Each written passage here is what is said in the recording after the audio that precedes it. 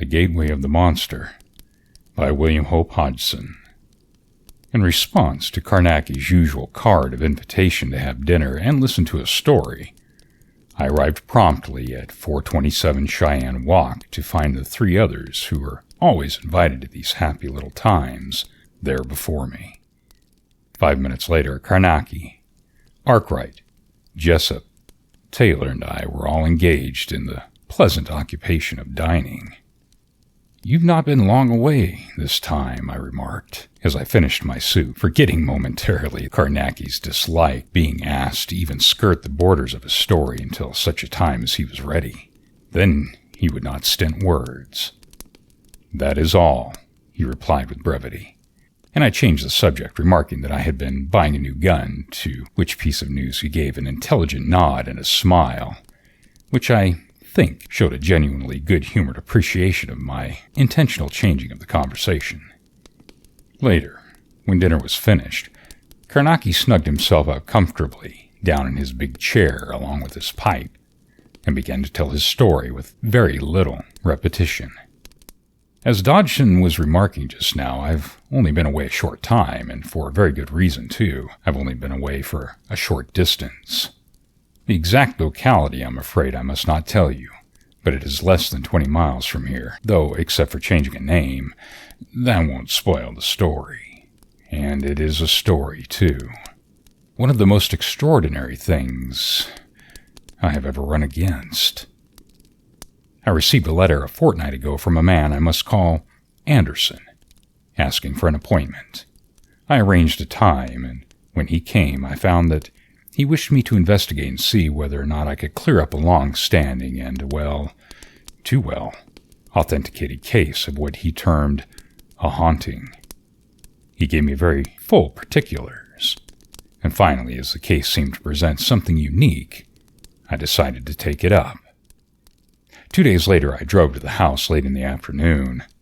I found it a very old place, standing quiet along in its own grounds. Anderson had left a letter with his butler, I found, pleading, excusing for his absence, and leaving the whole house at my disposal for my investigations. The butler evidently knew the object of my visit, and I questioned him pretty thoroughly during dinner.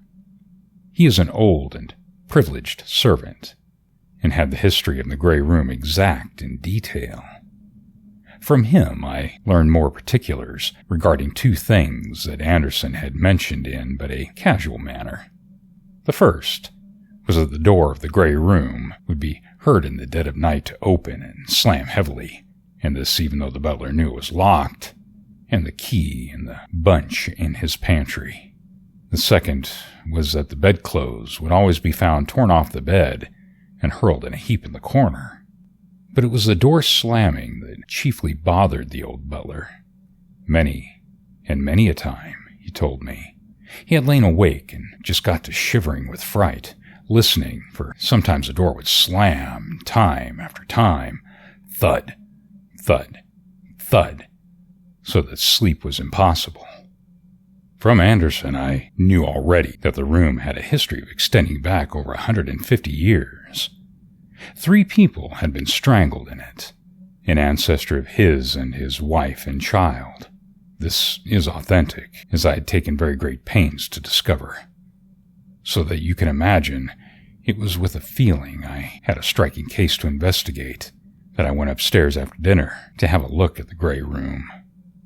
Peter, the old butler, was in rather a state about my going, and assured me with much sadness that in all the 20 years of his service, no one had entered the room after nightfall. He begged me in quite a fatherly way to wait till the morning, when there would be no danger, and then he could accompany me himself. Of course, I smiled a little at him and told him not to bother. I explained that I would do no more than look around a bit and, perhaps, affix a few seals. He need not fear. I was used to that sort of thing, but he shook his head when I said that. "There isn't many ghosts like ours, sir," he assured me, with a mournful pride. And by Jove, he was right, as you will see. I took a couple of candles, and Peter followed with his bunch of keys. He unlocked the door, but would not come inside with me. He was evidently in a fright, and he renewed his request that I would put off my examination until daylight. Of course, I laughed at him again and told him he could stand sentry at the door and catch anything that came out. "It never comes outside, sir," he said in his funny old solemn manner. Somehow he managed to make me feel as if I were going to have the creeps right away. I left him there and examined the room. It is a big apartment and well furnished in the grand style, with a huge four-poster bed which stands with its head to the wall. There were 2 candles on the mantelpiece, and 2 on each of the 3 tables that were in the room. I lit the lot, and after that the room felt a little less inhumanely dreary, though mind you, it was quite fresh and well kept in every way. After I'd taken a good look around, I sealed lengths of baby ribbon across the windows, along the walls, over the pictures, and over the fireplace and the wall closets. All the time as I worked, the butler stood just outside the door, and I could not persuade him to enter, though I jested to him a little as I stretched the ribbons and went here and there about my work. I told him he need not wait. He said he could not go away and leave me all alone there. He apologized, but made it very clear that I did not realize the danger of the room, and I could see, generally, that he was in a pretty frightened state. All the same, I had to make the room so that I should know if anything material entered it, so I asked him not to bother me unless he really heard or saw something.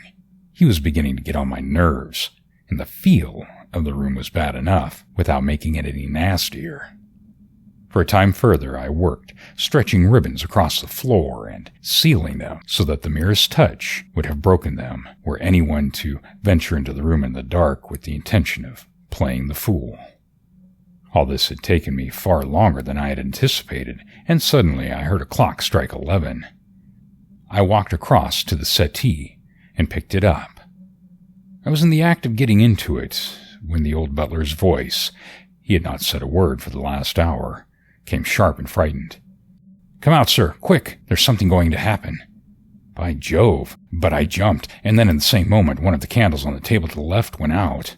Now, whether it was the wind or what, I do not know. But just for a moment, I was enough startled to make a run for the door, though I am glad to say that I pulled up before I reached it.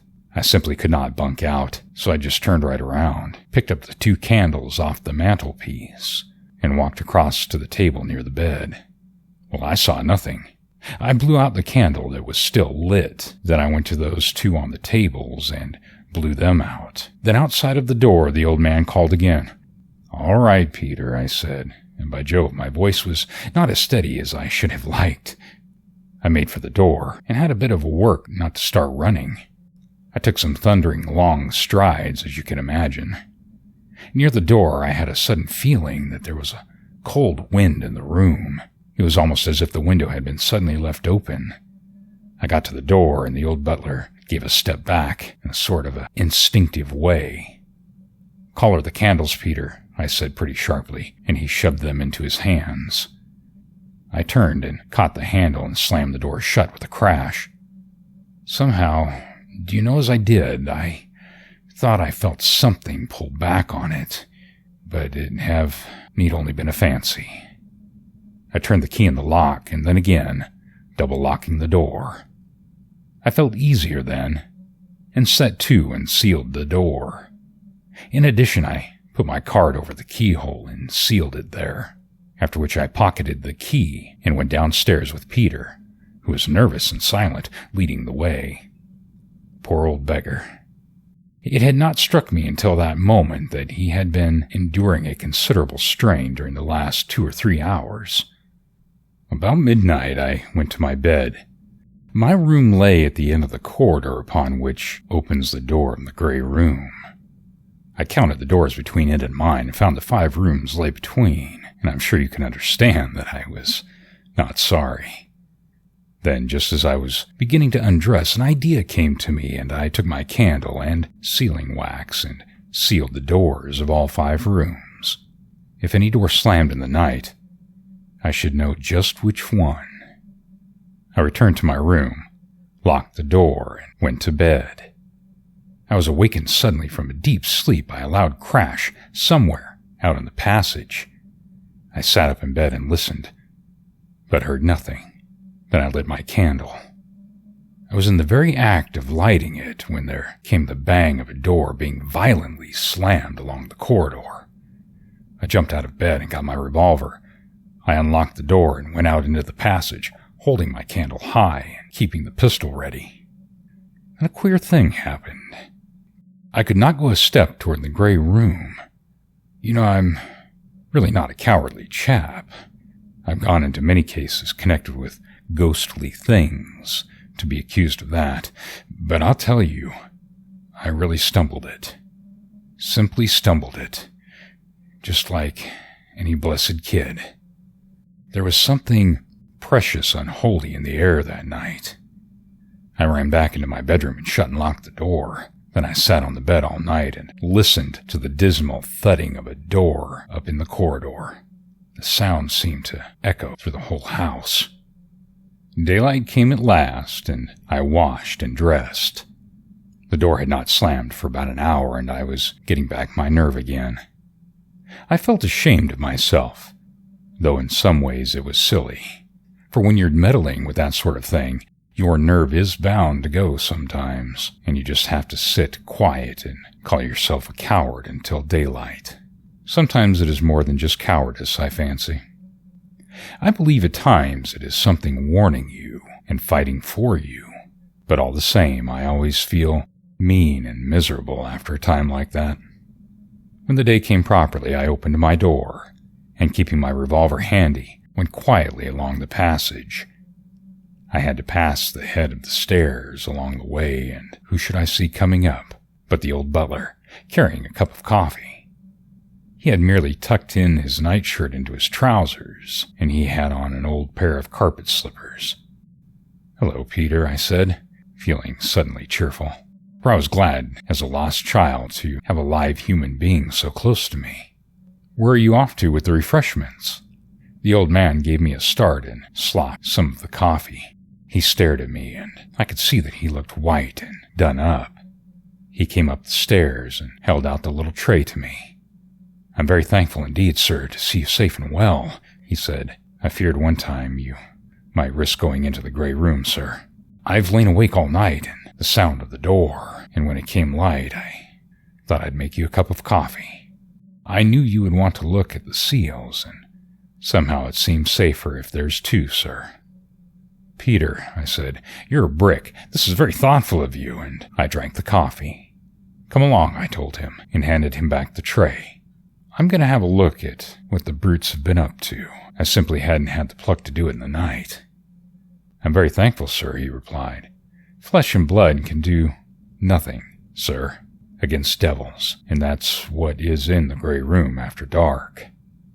I examined the seals on all the doors as I went along, and I found them right, but when I got to the gray room, the seal was broken, though the card over the keyhole was untouched.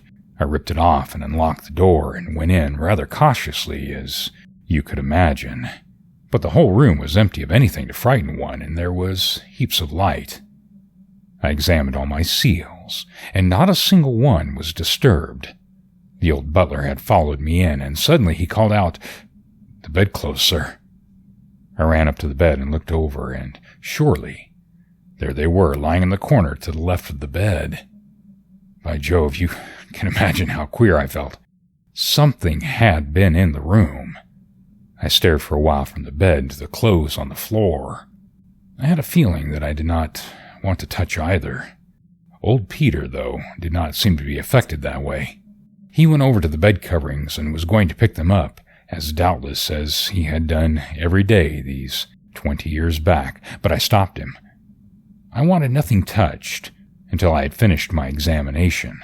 This I must have spent a full hour over, and then I let Peter straighten up the bed. After which we went out, and I locked the door, for the room was getting on my nerves. I had a short walk and then breakfast, after which I felt more my own man, and so returned to the gray room, and, with Peter's help and one of the maids, I had everything taken out of the room, except the bed, even the very pictures. I examined the walls, floor, and ceiling, then, with probe, hammer, and a magnifying glass, found nothing suspicious, and I can assure you, I began to realize in very truth that some incredible thing had been loose in the room during the past night. I sealed up everything again and went out, locking and sealing the door as before. After dinner, Peter and I unpacked some of my stuff, and I fixed my camera and flashlight opposite to the door of the gray room with a string from the trigger of the flashlight to the door. Then you see, if the door were really opened, the flashlight would blare out and there would be, possibly, a very queer picture to examine in the morning. The last thing I did before leaving was to uncap the lens, and after that I went off to my bedroom, for I intended to be up at midnight, and to ensure this I set my little alarm to call me. Also, I left my candle burning. The clock woke me at 12, and I got up and into my dressing gown and slippers. I shoved my revolver into my right side pocket and opened my door. Then I lit my darkroom lamp and withdrew the slide so that it would give a clear light. I carried it up to the corridor about 30 feet and put it down on the floor, with the open side away from me, so that it would show me anything that might approach along in the dark passage. Then I went back and sat in the doorway of my room with my revolver handy, staring up the passage toward the place where I knew my camera stood outside the door of the gray room. I should think I watched for about an hour and a half, when suddenly I heard a faint noise way up the corridor. I was immediately conscious of a queer prickling sensation about the back of my head, and my hands began to sweat a little. The whole end of the passage flicked into sight in the abrupt glare of the flashlight. Then there came the succeeding darkness, and I peered nervously up the corridor, listening tensely, and trying to find what lay beyond the faint glow of my dark lamp, which now seemed ridiculously dim by contrast with the tremendous blaze of the flash powder. And then, as I stooped forward, staring and listening, there came a crashing thud of the door of the gray room. The sound seemed to fill the whole of the large corridor and go echoing hollowly through the house. I tell you, I felt horrible, as if my bones were water, simply beastly. How I did stare and how I listened. And then it came again. Thud. Thud. Thud. And then a silence that was almost worse than the noise of the door, for I kept fancying that some awful thing was stealing upon me along the corridor, and then suddenly my lamp was put out and I could not see a yard before me. I realized all at once that I was doing a very silly thing, just sitting there, and I jumped up. Even as I did, I thought I heard a sound in the passage and quite near me. I made one backward spring into my room and slammed and locked the door. I sat on my bed and stared at the door. I had my revolver in my hand, but it seemed an abominably useless thing. I felt that there was something on the other side of that door. For some unknown reason, I knew it was pressed up against the door, and it was soft. That was just what I thought. Most extraordinary thing to think. Presently I got a hold of myself a bit and marked out a pentacle hurriedly with chalk on the polished floor, and there I sat in it almost until dawn. And all the time, away up the corridor, the door of the gray room thudded at solemn and horrid intervals. It was a miserable, brutal night. When the day began to break, the thudding of the door came gradually to an end, and at last I got a hold of my courage and went along the corridor in the half-light to cap the lens of my camera. I can tell you, it took some doing, but if I had not done so, my photograph would have been spoiled, and I was tremendously keen to save it. I got back to my room and then sat to and rubbed the 5-pointed star out in which I had been sitting. Half an hour later, there was a tap at my door. It was Peter with my coffee. When I had drunk it, we both went along to the gray room. As we went, I had a look at the seals on the other doors, but they were untouched. The seal on the door of the gray room was broken, as also was the string from the trigger of the flashlight, but the card over the keyhole was still there. I ripped it off and opened the door. Nothing unusual was to be seen until we came to the bed. Then I saw that, as on the previous day, the bedclothes had been torn off and hurled into the left-hand corner, exactly where I had seen them before. I felt queer, but I did not forget to look at all the seals, only to find that not one had been broken. Then I turned and looked at old Peter, and he looked at me, nodding his head. "Let's get out of here," I said. "It's no place for any living human to enter without proper protection." We went out then, and I locked and sealed the door again. After breakfast, I developed the negative, but it showed only the door of the gray room, half opened. Then I left the house, as I wanted to get certain matters and implements that might be necessary to life, perhaps to the spirit, for I intended to spend the coming night in the gray room. I got back in a cab about 5:30 with my apparatus, and this Peter and I carried up to the gray room, where I piled it carefully in the center of the floor. When everything was in the room, including a cat which I had brought, I locked and sealed the door and went toward the bedroom, telling Peter I should not be down for dinner. He said yes, sir, and went downstairs, thinking that I was going to turn in, which is what I wanted him to believe, as I knew that he would have worried both for himself and myself if he had known what I intended. But I merely got my camera and flashlight from my bedroom and hurried back to the gray room. I locked and sealed myself in and set to work, for I had a lot of work to do before it got dark. First, I cleared away all the ribbons across the floor. Then I carried the cat, still fastened to its basket, over toward the far wall and left it. I returned then to the center of the room and measured out a space 21 feet in diameter, which I swept with a broom of hyssop. About this I drew a circle of chalk, taking care never to step over the circle. Beyond this I smudged with a bunch of garlic a broad belt right around the chalked circle, and then when this was complete, I took from among my stores in the center a small jar of certain water. I broke away the parchment and withdrew the stopper.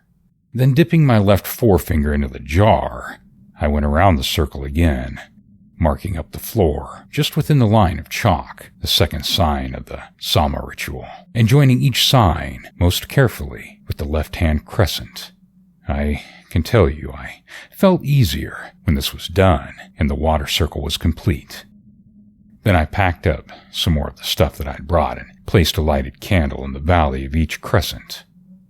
After that I drew a pentacle so that each of the 5 points of the defensive star touched the chalk circle.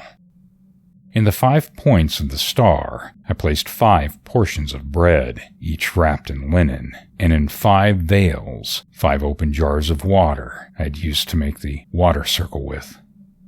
And now I had my first protective barrier complete. Now anyone, except you who know something of my methods of investigation, might consider all this a piece of useless and foolish superstition. But you all remember the Black Veil case, in which I believed my life was saved by a very similar form of protection, while Astor, who sneered at it and would not come inside, died. I got the idea from the Sigsand, written so far as I can make out in the 14th century. At first, naturally, I imagined it was just an expression of the superstition of his time, and it was not until a year later that I found it occurred to me to be the test of his defense, which I did, as I have just said, in that horrible Black Veil business. You know how that turned out. Later I used it several times, and always I came through safe, until the moving fur case. It was only a partial defense, therefore, and I nearly died in the pentacle. After that I came across Professor Garter's experiments with the medium. When they surrounded the medium with a current in a vacuum, he lost his powers, almost as if it cut him off from the immaterial. That made me think a lot, and that is how I came to make the electric pentacle, which is a most marvelous defense against certain manifestations. I used the shape of the defensive star for its protection because I have personally no doubt at all but that there is some extraordinary virtue in the old magic figure. Curious thing for a 20th century man to admit, is it not? But then, as you all know, I never did and never will allow myself to be blinded by a little cheap laughter. I ask questions and keep my eyes open. In this last case, I had little doubt that I had run up against some supernatural monster, and I meant to take every possible care, for the danger is abominable. I turned to now to fix the electric pentacle, setting it so that each of its points and veils coincided exactly with the points and veils of the drawn pentagram upon the floor. Then I connected up the battery, and the next instant, the pale blue glare from the intertwining vacuum tubes shone out. I glanced about me then with something of a sigh of relief and realized suddenly that the dusk was upon me, for the window was gray and unfriendly. Then I stared around at the big empty room over the double barrier of electric and candle light. I had an abrupt, extraordinary sense of weirdness thrust upon me in the air, as it were, a sense of something inhuman impending. The room was full of the stench of bruised garlic, a smell I hate.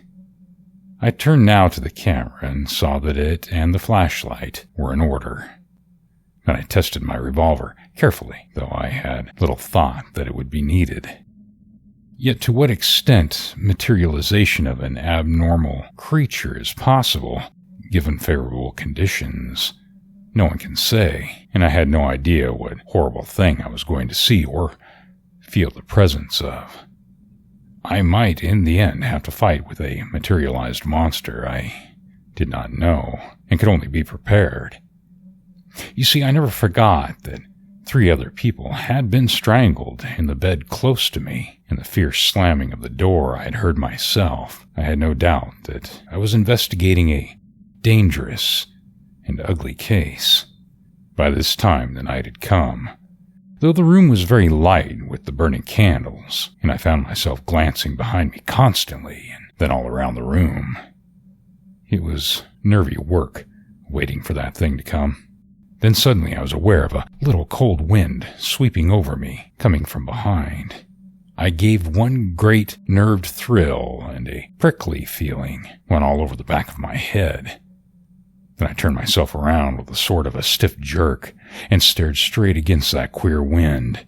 It seemed to come from the corner of the room to the left of the bed, the place where, both times, I had found the heap of tossed bedclothes. Yet I could see nothing unusual, no opening, nothing. Abruptly, I was aware that the candles were all aflicker in the unnatural wind. I believed I just squatted there and stared in a horrible, frightened state, wooden in a way, for some minutes. I shall never be able to let you know how distinguishingly horrible it was sitting in that vile, cold wind, and then flick, flick, flick. All the candles around the outer barrier went out, and there I was, locked and sealed in that room, with no light beyond the weakish blue glare of the electric pentacle. A time of abominable tenseness passed, and still that wind blew upon me, and then suddenly I knew that something stirred in the corner to the left of the bed. I was made conscious of it rather by some inward, unseen sense than by either sight or sound, for the pale, short radius glare of the pentacle gave but a very poor light for seeing by. Yet as I stared, something began to slowly grow upon my sight, a moving shadow, a little darker than the surrounding shadows. I lost the thing amongst the vagueness, and for a moment or two I glanced swiftly from side to side with a fresh new sense of impending danger. Then my attention was directed to the bed. All the coverings were being drawn steadily off with a hateful, stealthy sort of motion. I heard the slow, dragging slither of clothes, but I could see nothing of the thing that pulled.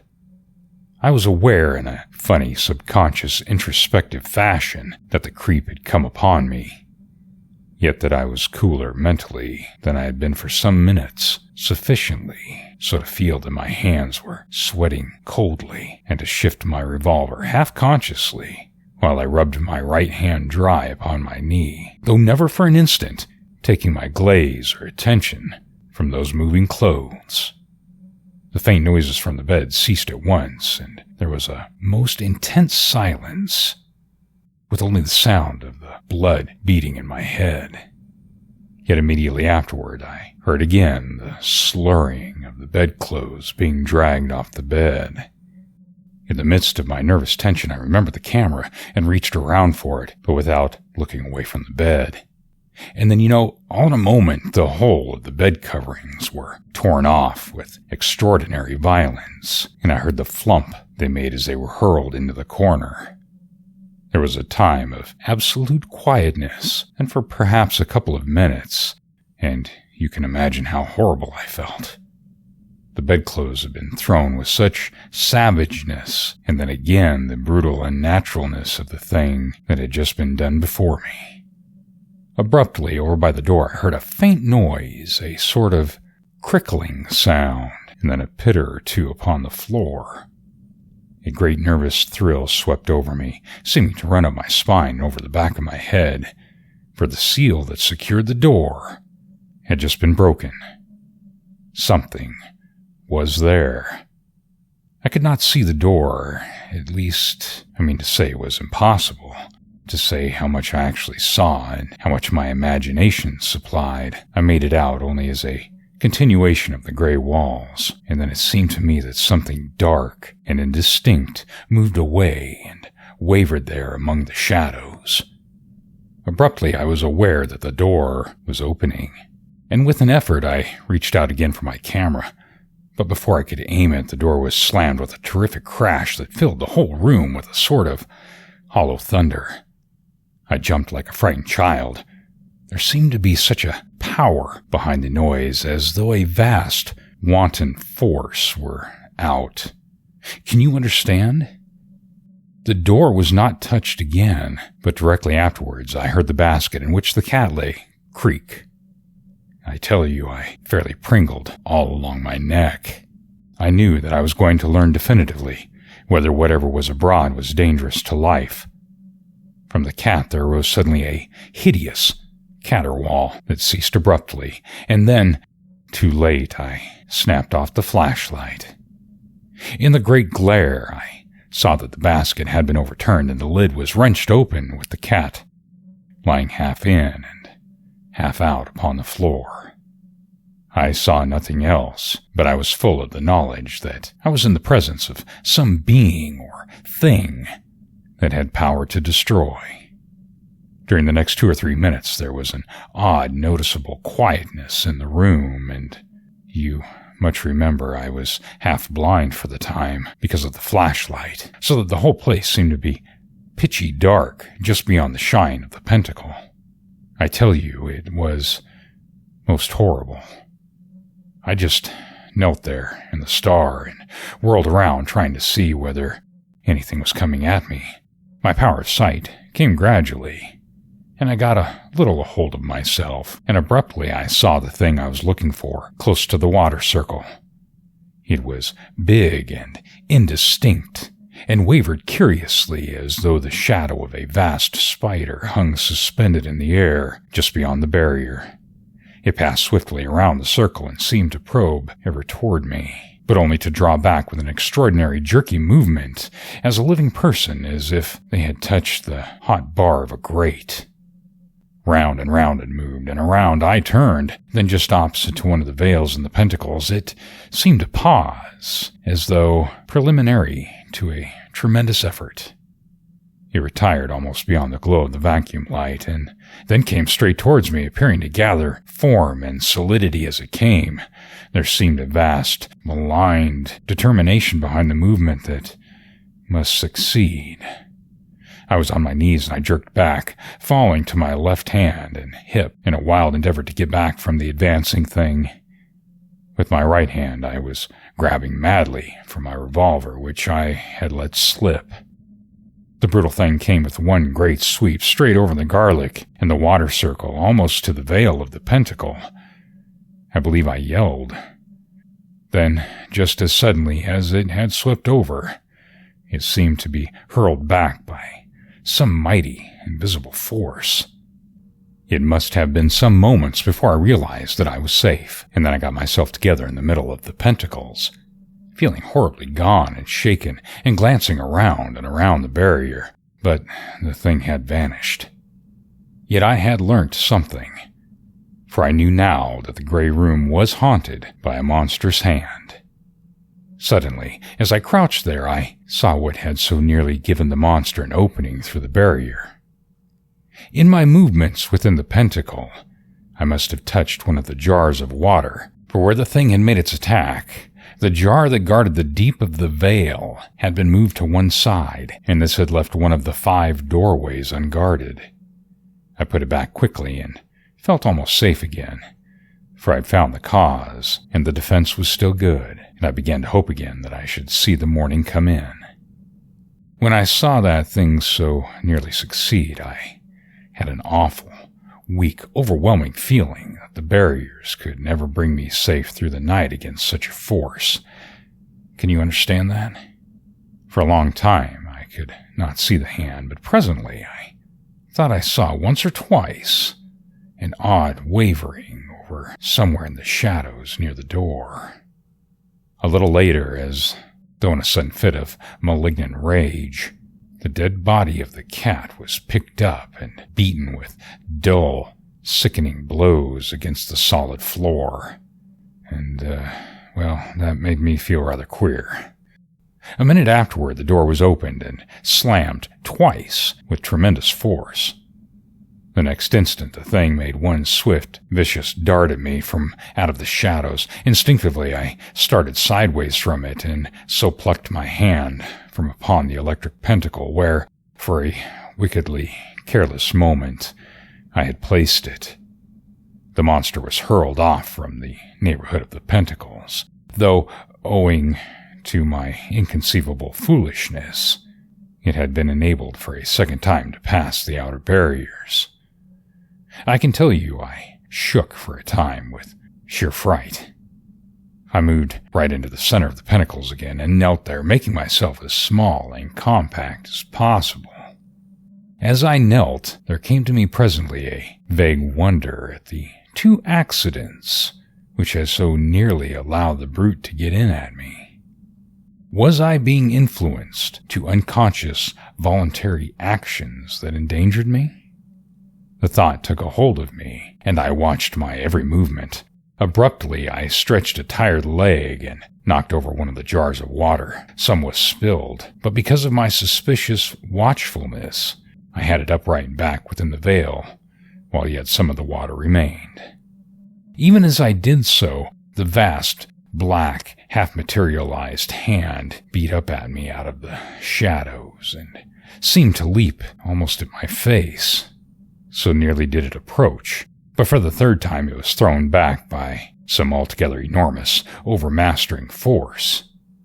Yet apart from the dazed fright in which it left me, I had for a moment that feeling of spiritual sickness, as if some delicate, beautiful inward grace had suffered, which is felt only upon the too near approach of an abhuman, and is more dreadful in a strange way than any physical pain that I can suffer, and for a long time I was simply cowed by the butt-headed brutality of that force upon my spirit. I can put it no other way. I knew now that unless I guarded myself from every sudden impulse that came to me, I might simply work my own destruction. Do you see how horrible it all was? I spent the rest of the night in a haze of sick fright, and so tense that I could not make a single movement naturally. I was in such fear that any desire for action that came to me might be prompted by the influence that I knew was at work on me. And outside of the barrier, that ghastly thing went round and round, grabbing and grabbing in the air at me. Twice more was the body of the dead cat molested.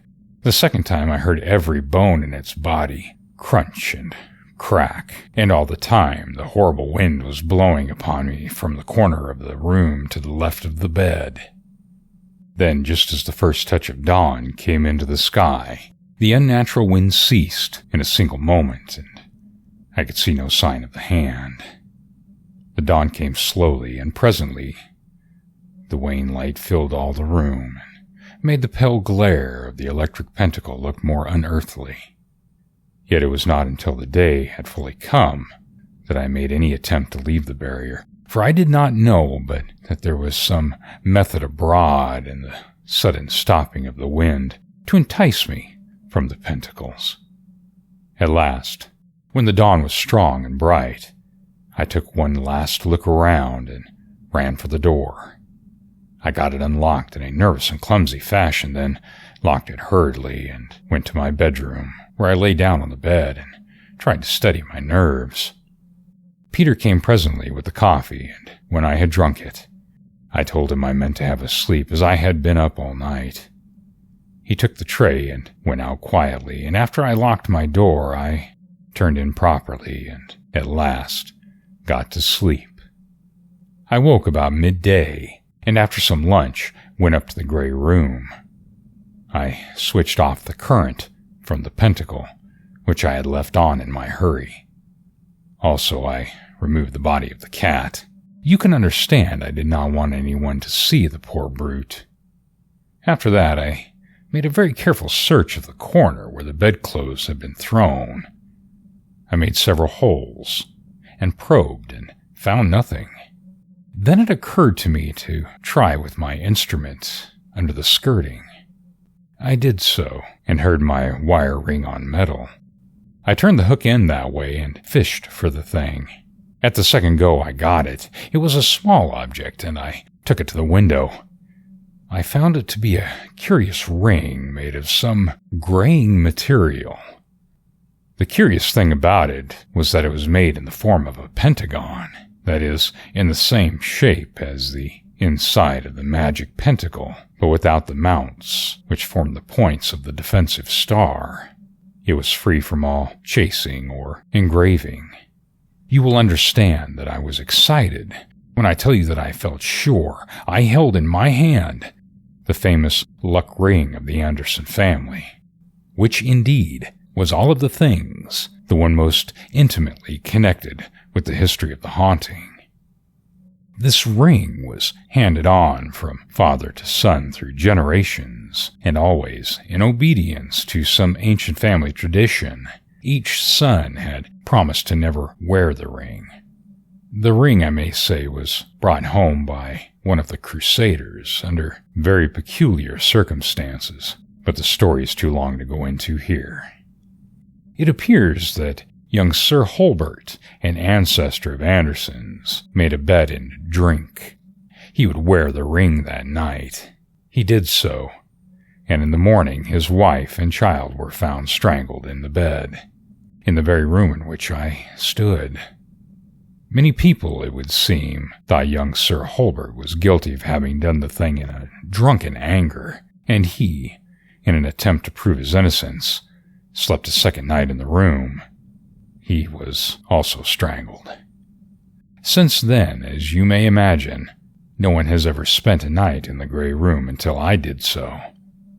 The ring had been lost for so long that it had almost become a myth, and it was most extraordinary to stand there with the actual thing in my hand, as you can understand. It was while I stood there looking at the ring that I got an idea. Supposing that it were, in a way, a doorway. You see what I mean? A sort of gap in the world's hedge. It was a queer idea, I know, and probably one that was not my own, but came to me from the outside. You see, the wind had come from that part of the room where the ring lay. I thought a lot about it. Then the shape, the inside of the pentacle. It had no mounts, and without mounts, as the Sigsand has it, the mounts which are the 5 hills of safety, to lack it is to give power to the demon and surely favor to the evil thing. You see, the very shape of the ring was significant, and I determined to test it. Then I went out and locked the door, after which I left the house to get new matters, for none of the previous must be used a second time. I returned about 7:30, and as soon as the things I had brought had been carried up to the gray room, I dismissed Peter for the night, just as I had done the evening before. When he had gone downstairs, I let myself into the room and locked and sealed the door. I went to the place in the center of the room where all the stuff had been packed and set to work with all my speed to construct a barrier about me and the ring. I do not remember whether I explained it to you, but I had reasoned that if the ring were in any way a medium of admission, and it were enclosed with me in the electric pentacle, it would be, to express it loosely, insulated. Do you see? The force which had visible expression as a hand would have to stay beyond the barrier which separates the abbey from the normal, for the gateway would be removed from accessibility. As I was saying, I worked with all my speed to get the barrier completed about me and the ring, for it was nearly later than I cared for it to be in that room, unprotected. Also, I had a feeling that there would be a vast effort made that night to regain the use of the ring, for I had the strongest conviction that the ring was a necessity to materialization. You will see that I was right. I completed the barriers in about an hour, and you can imagine something of the relief I felt when I felt the pale glare of the electric pentacle once more all about me. From then onward, for about 2 hours, I sat quietly, facing the corner from which the wind came. About 11 o'clock, a queer knowledge came that something was near me, yet nothing happened for a whole hour after that.